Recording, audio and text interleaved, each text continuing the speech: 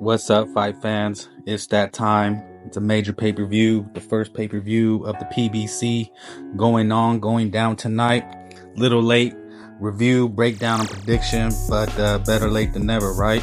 So we have Zsyu in a homecoming of sorts to come to Las Vegas and fight Sebastion Fundora, who is a late replacement for Keith Thurman. As you can see, there are two belts on the line. We have the WBO Junior Middleweight Championship and the WBC World Super Middleweight Champion. So it's a surprise unification.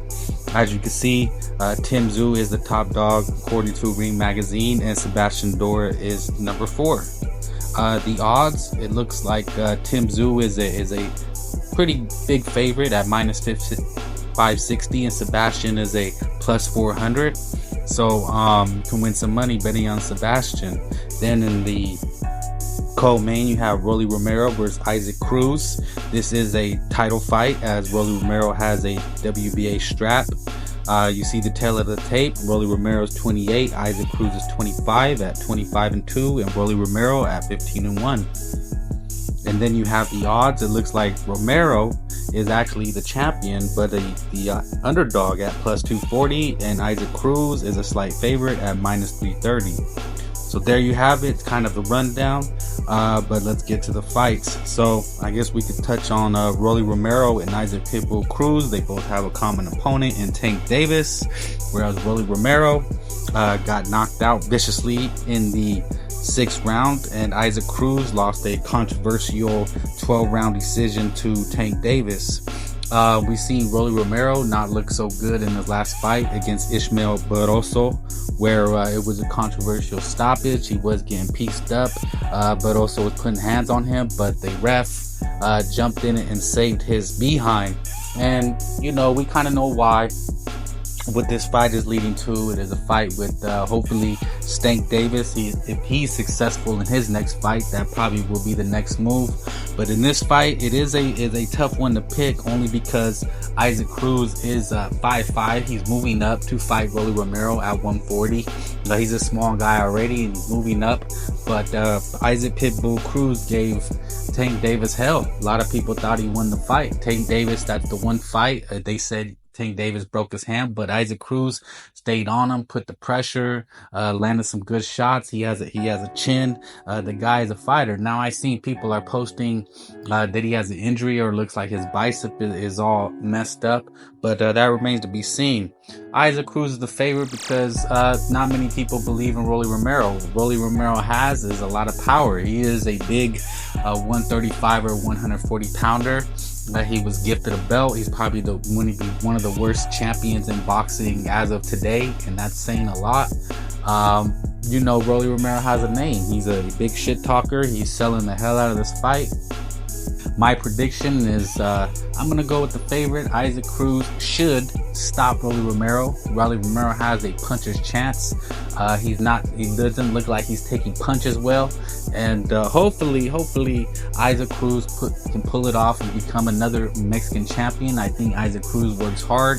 He deserves it, and then he earns a rematch with Tank Davis that hopefully he can pull that one off if Tank Davis steps up to the plate. But it should be a banger. As long as it lasts, it will be an extremely dangerous fight for Isaac Pitbull Cruz. He will have to get under the punches of Romero, as Romero can, when he chooses to box. I don't think Romero goes and brawls. I think he tries to jab and box. Romero has a new trainer. He left his old trainer, Coach Bullet, I believe. And now I believe he has a man named Salazar, who is well known in boxing. But this is Romero's last shot. If he loses this, then he goes back to square one and he becomes cannon fodder for other young prospects or other fighters that need to make a name. He's entertaining. It'll be entertaining as it lasts. If Isaac Cruz loses, then you know Isaac Cruz will have to go back to the drawing board. So this is a very important fight for both guys. Both guys are not necessarily established, but the winner becomes a big name, especially in the 140-pound division where you have Subriel Matias, Teofimo Lopez, and Davina Henke. Now, well, Isaac Cruz is with the PBC. So the winner, they're going to keep the belt in-house, and that's kind of the sad thing about boxing. Don't look for any big unifications. This really is a fight to see who gets the Tank Davis fight later in the year, or maybe next year, because we know how this guy Tank Davis moves, fighting once a year. But then we'll move on to the main event, Sebastion Fundora versus Tim Zhu. As I said, Sebastion Fundora is a late replacement. About 2 weeks ago, Queef Thurman pulls out. And as expected, supposedly an injury. Now the speculation, word on the street, is that they don't expect this fight to do well, and that Keith Thurman came up with a convenient injury. Tickets weren't moving. They don't think it's going to be a great success. So in comes late replacement Sebastion Fundora. The outcry is that Sebastion Fundora, coming off a monstrous knockout to a man fighting on the undercard, Brian Mendoza, is getting a unification shot. Does it make any sense? No. But when it comes to boxing, does it make sense? Absolutely.